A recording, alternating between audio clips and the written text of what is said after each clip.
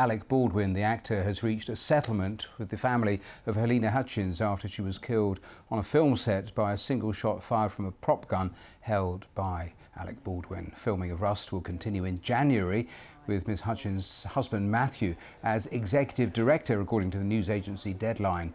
A lawsuit filed against Mr Baldwin, producers and others allege several violations of industry standards. Let's cross now to Washington, speak to our correspondent Emma Vardy, who is across these developments. Emma, just tell us more, because this news only breaking in the last little while. Well, that's right. That fatal incident in which Halyna Hutchins was killed took place just under a year ago now, while they were filming the Western movie Rust in New Mexico. And it happened when a live round was discharged from a gun that was being held by Alec Baldwin. He always maintained he never pulled the trigger. There are still many unanswered questions about exactly how this led to her death. But in the wake of that, a civil case was brought by Halyna Hutchins' family and her loved ones against Alec Baldwin and others who were involved in the production of the film, basically alleging them of irresponsible behaviour, potential cost-cutting measures which may have led to this fatal incident and that fatal shooting which led to her death. And that's been rumbling on, but we've now heard today that a settlement has been reached between the family of Halyna Hutchins and Alec Baldwin and the producers of the film. I'm not exactly sure of the terms of that, but a statement today from all parties involved has said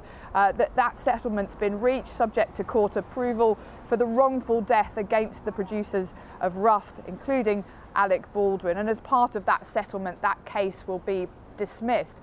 And as you say, that filming will now continue with all the original cast. They'll begin that again in January after what's been, of course, a really emotional time. We also heard from Alec Baldwin on this. He said throughout this difficult process, or through his lawyer, he said they've maintained the specific desire to do what is best for Halyna's son, and said they were grateful to everyone who contributed to the resolution of this. And when that filming continues in January, Halyna Hutchins' widower, her husband, will also be brought on board as an executive producer. And something he said too was pretty key today. He said, "I have no interest in engaging in recriminations or attribution of blame." He said, "All of us believe that Halyna's death was a tragic accident." And Emma, briefly, you're talking there about the civil lawsuit. It's worth underlining there still is a criminal investigation, possibly charges, and that is still ongoing, isn't it?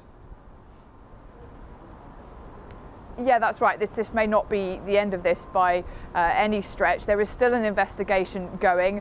They may still be able to bring criminal charges if they deem that it's possible to lay out a pattern of events where you can show that somebody or a group of people were actually responsible for this. And of course, it's not the first time that somebody has been killed on the set of a film. This echoes memories of Brandon being killed, I beg your pardon, on the set of The Crow many years ago. It brought back many memories of that, and this still leaves many unanswered questions about how that accident happened.